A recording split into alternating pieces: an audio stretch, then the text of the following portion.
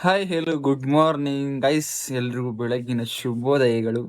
ನೋಡಿ, ಜರ್ಕಿನೆಲ್ಲ ಹಾಕೊಂಡು already ready ಆಗಿ ನೋಡಿ ಗೈಸ್, ಯಾವ ಥರ ಎಲ್ಲ ವೀಡಿಯೋ ಎಲ್ಲ ಮಾಡ್ತೀವಿ ಗೈಸ್ ನಾವು. ಸೊ ಇವಾಗ ನಾನು ಆಲ್ರೆಡಿ ಹೊರಡಕ್ಕೆ ರೆಡಿ ಆಗಿದ್ದೀನಿ. ಇವತ್ತು ಲಂಚ್ ಕ್ಯಾರಿ ಮಾಡ್ತಾ ಇಲ್ಲ, ಯಾಕೆ ಅಂದರೆ ಇವತ್ತು ಷಷ್ಠಿ ಅಲ್ವಾ. ಸೊ ಸುಬ್ರಹ್ಮಣ್ಯ ಸ್ವಾಮಿ ದೇವಸ್ಥಾನದಲ್ಲಿ ಊಟ ಕೊಡ್ತಾರೆ. ಸೊ ಪ್ರಸಾದನ ಇಸ್ಕೊಬೇಕು ಮಧ್ಯಾಹ್ನ. ಸೊ ಅದಕ್ಕೆ ಇವತ್ತು ಲಂಚ್ ಕ್ಯಾರಿ ಮಾಡ್ತಾ ಇಲ್ಲ. ಸೊ ಇವತ್ತೇನು ಕೆಲಸ ಇಲ್ಲ, ಡೈರೆಕ್ಟಾಗಿ ಹೊರಟ್ಬಿಡೋದೆ. ಲೈಬ್ರರಿಗೆ ಹೋಗಿ ಏನು ಏನು ಮಾಡ್ತಿಲ್ಲ. ಅಯ್ಯೋ ಗೈಸ್, ನಿಜವಾಗ್ಲೂ ಯಾಕೆ ಇಷ್ಟೊಂದ್ಸಲಿ ಥಿಂಕ್ ಮಾಡ್ತೀನಿ ಅಂದರೆ ಏನಾದರೂ ಒಂದು ಮರ್ತು ಬಿಟ್ಟಿರ್ತೀನಿ. ನಮ್ಮ ಮಾವಾರ ಆಫೀಸ್ಗೆ ಹೋದ್ರೆ ಒಂದೊಂದ್ಸಲಿ ಲಂಚ್ ಬ್ಯಾಗ್ ಮರ್ತು ಬಂದಿರ್ತೀನಿ, ಲಕ್ಕಿ ಮರ್ತು ಬಂದಿರ್ತೀನಿ. ಸೊ ಅದಕ್ಕೆ ಇವಾಗ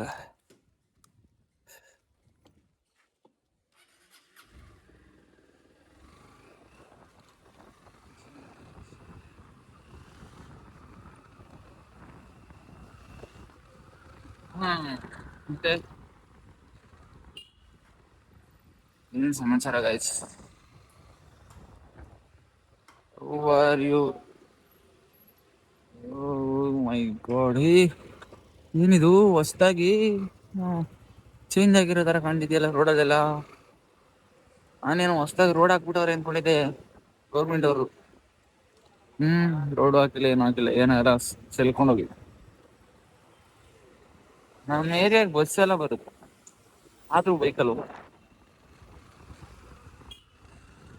ಯಾಕಪ್ಪ ಅಂದ್ರೆ ಇಲ್ಲ ಗೈಸ್, ನಾನು ಇನ್ಮೇಲೆ ಬಸ್ಸಲ್ಲಿ ಹೋಗ್ಬೇಕು ಮಾಡ್ತಾ ಇದ್ದೀನಿ. ಅಲ್ಲಿವರೆಗೂ ಬಸ್ಸೇ ಹೋಗುತ್ತೆ, ಬಟ್ ಅದೇನಂದ್ರೆ ಇಲ್ಲಿ ಇಲ್ಲಿ ನಾನು ಇಲ್ಲಿ ಸ್ವಲ್ಪ ಒಂದ್ 2 ಕಿಲೋಮೀಟರ್ ಏರವಳ್ಳಿ ಕ್ರಾಸ್ವರೆಗೂ ನೆಟ್ಕೊಂಡ್ ಬರ್ಬೇಕು ನಾನು, ಬಸ್ ಕತ್ಬೇಕು ಹೋದ್ರೆ. ನೋಡೋಣ ಮುಂದಿನ ದಿನಗಳಲ್ಲಿ. ಇವತ್ತು ಹೋಗ್ಬಿಟ್ಟು ಕುತ್ಕೊಂಡು ಕ್ಯಾಲ್ಕುಲೇಷನ್ ಮಾಡೋಣ, ವೆಹಿಕಲ್ ಹೋದ್ರೆ ಎಷ್ಟು ಎಕ್ಸ್ಪೆನ್ಸ್ ಆಗುತ್ತೆ, ಬಸ್ಸಲ್ಲಿ ಹೋದ್ರೆ ಎಷ್ಟು ಎಕ್ಸ್ಪೆನ್ಸ್ ಆಗುತ್ತೆ. ಅದು ಏನ್ ಗೊತ್ತಾ, ಇವಾಗ ನನಗೆ ನೆನಪಾಯ್ತು, ನಾನು ಬೈಕಲ್ಲಿ ಯಾಕೆ ಹೋಗ್ತೀನಿ ನೋಡಿ. ಯಾಕೆ ಹೋಗ್ತೀನಿ ಅಂದ್ರೆ ಲೈಬ್ರರಿಗೆ ಹೋಗ್ತೀನಿ, ಅಲ್ಲಿಂದ ಒಂದೊಂದ್ಸರಿ ನಮ್ಮ ಅವರ ಆಫೀಸ್ ಹೋಗ್ತೀನಿ, ಅಲ್ಲಂದ್ರೆ ಏನಾದ್ರು ಅದು ಇದು ಇದಕ್ಕೆಲ್ಲ ಬಸ್ಸಲ್ಲೆಲ್ಲ ಓಡಾಡಕ್ ಆಗಲ್ಲ. ಅದು ಕರೆಕ್ಟು.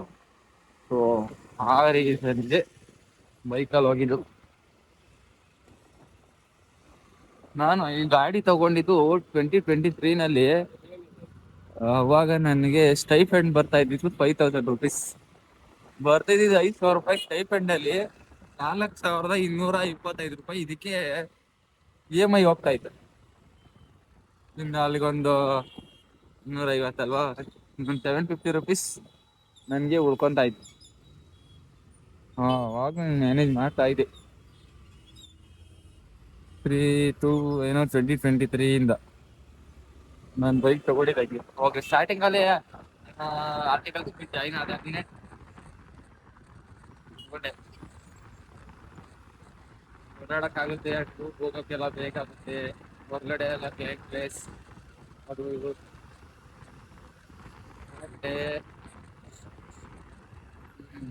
ಪರವಾಗಿಲ್ಲ, ಸೇವಿಂಗ್ಸ್ ಥರ ಆಗುತ್ತೆ ಅಂತ ತಗೊಂಡೆ. ಬಟ್ ಇವಾಗ ಇನ್ನ ಒಂದು 3 ಮಂತ್ಸ್ ಇದೆ ಕಂಪ್ಲೀಟ್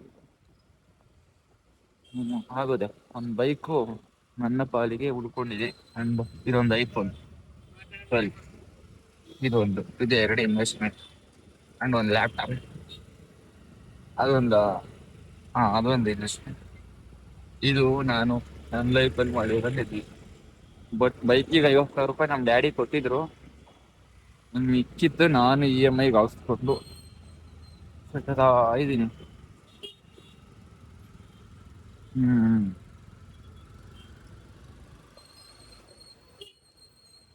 ನಾನು ಎಕ್ಸ್ಪಲ್ಸ್ ತಗೊಳ್ಳುವ ಅಂತ ಯೋಚನೆ ಇತ್ತು. ಇದ್ದೀನಿ 6 ಅಡಿ ಸಕ್ಕತ್ತಾಗಿರುತ್ತೆ ರೈಡ್ ಎಲ್ಲ ಮಾಡಕ್ಕೆ ಅಂತ. ಸದ್ಯಕ್ಕೆ ಅದನ್ನು ಅಲ್ಲಿಗೆ ಸ್ಟಾಪ್ ಮಾಡಿದ್ದೇನೆ. ನೋಡುವ, we are planning for doing A business in next year. ನಮ್ಮ ಫ್ರೆಂಡ್ಸ್ ಅವಾಗ ಏನಾದ್ರು ಬಂತ ಅಮೌಂಟ್ ಬಂದ್ರೆ ತಗೊಳ್ಳುವ, ಇಲ್ಲ ಅಂದ್ರೆ ಒಂದು ಯಾವ ತರ ಅಂತ ಅಲ್ಲಿ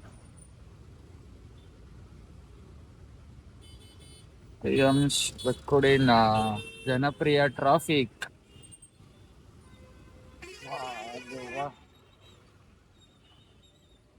ಯಾವ್ದೋ ಗಾಡಿ, ಓ ಸೂಪರ್.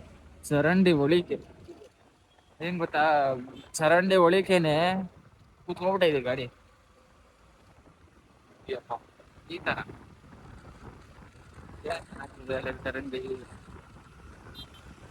ಗಾಡಿಯಾ ಅದು ಇಲ್ಲ ಬೇಗ ಬೇಗ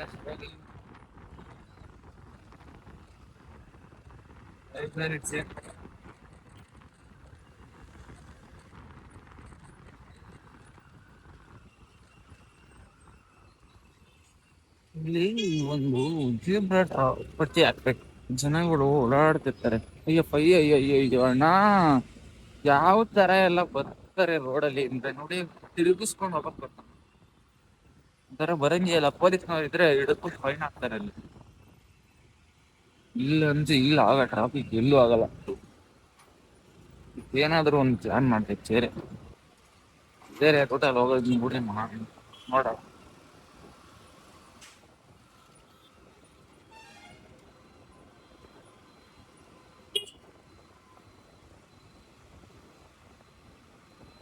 ಇವತ್ತು ನಮ್ಮ ಮನೆಯಲ್ಲಿ ತಿಂಡಿ ಚಪಾತಿ ಅಂಡ್ ಪ್ರೋಟೀನ್ಗೋಸ್ಕರ ಕಡಲೆಕಾಳು, ಹೆಸರು ಕಾಳು ಹಾಕಿ ಪಲ್ಯ ಮಾಡಿದೆ.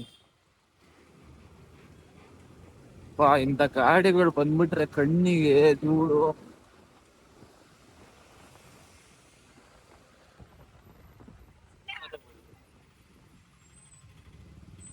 ಚೈನ್ ಹಾಕ್ತಿದ್ವಿ, ಮಕ್ಕದಲ್ಲಿ ಮುಳ್ಳೆ ಬತ್ತೈತೆ.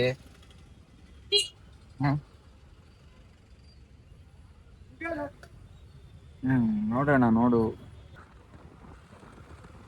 ಇದು ನಾನು ಹೇಳದ್ನಲ್ಲ, ಇಲ್ಲೆಲ್ಲ ಬ್ಯಾರಿಗೇಟ್ ಅಂಡ್ ಮುಳ್ತಂತಿ ಹಾಕಿದ್ದಾರೆ ಅಂತ ರೈಟ್ ಅಲ್ಲಿ ನೋಡಿ. ಇದು ಏನಂದ್ರೆ ಮೊನ್ನೆ ರೀಸೆಂಟ್ ಆಗಿ ಒಂದ್ ವೀಕ್ ಒಂದ್ ವೀಕ್ ಅಲ್ಲ 10 days ಆಯ್ತು ಬಂದಿನಿ. ಅವಾಗ ನೋಡಿ ಇಲ್ಲಿ ಬಸ್ ಬಂದು ನಿಲ್ಸಿದೆ ಆ ಕಡೆ ಲೆಫ್ಟ್ ಅಲ್ಲಿ. ಆಂಟಿ ಇಳಿದ್ಬಿಟ್ಟು ಈ ಕಡೆ ರೋಡ್ ದಾಟಕ್ಕೆ ಬಂದಿದ್ದಾರೆ.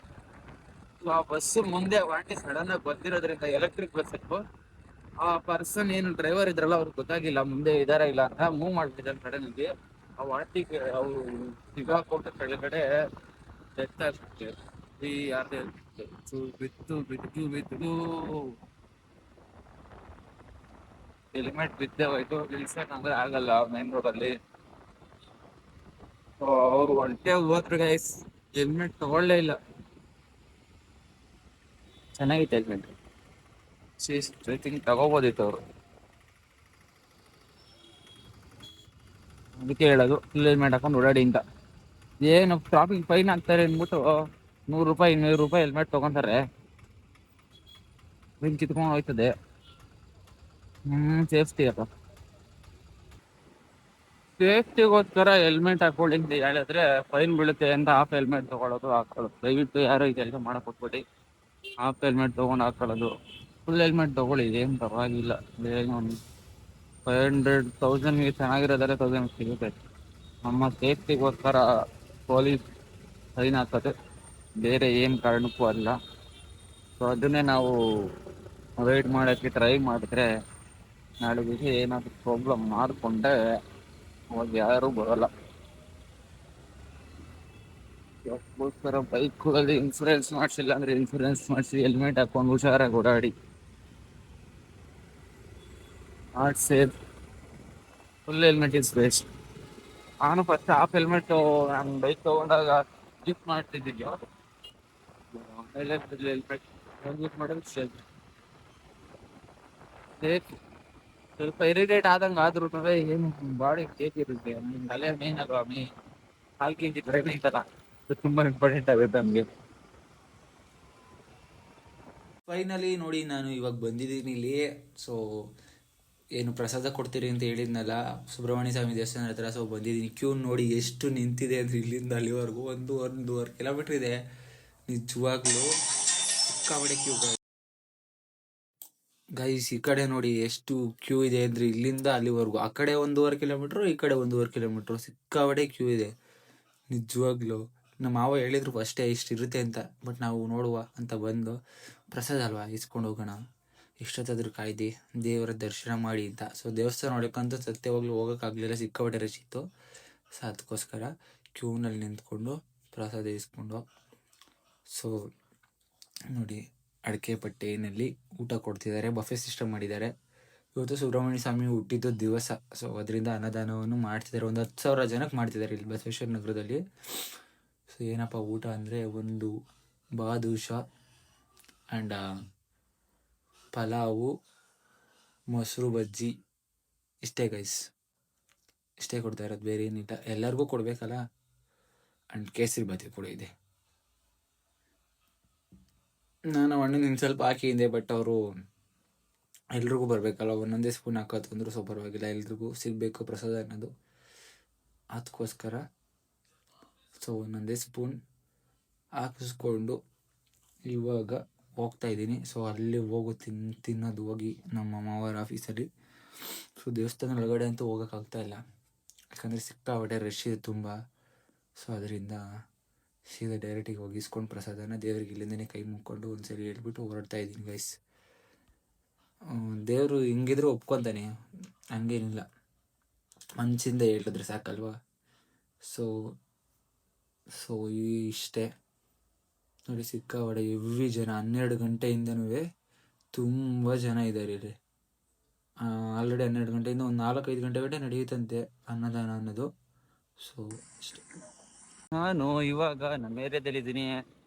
ನಮ್ಮ ಏರಿಯಾದನ್ನೆಲ್ಲ ಲೈಟ್ ಹಾಕ್ಬಿಟ್ಟಿದಾರಪ್ಪ, ಏನು ಸ್ಪೆಷಲ್ ಅಂತ ಗೊತ್ತಾಗ್ತಾ ಇಲ್ಲ. ಏನೋ ಲೈಟಿಂಗ್ಸ್ ಎಲ್ಲ ಹಾಕಿದ್ದಾರೆ, ಏನೋ ಇದೆ ಪ್ರೋಗ್ರಾಮ್, ನೋಡುವ ಮುಂದೆ ಗೊತ್ತಾಗುತ್ತೆ.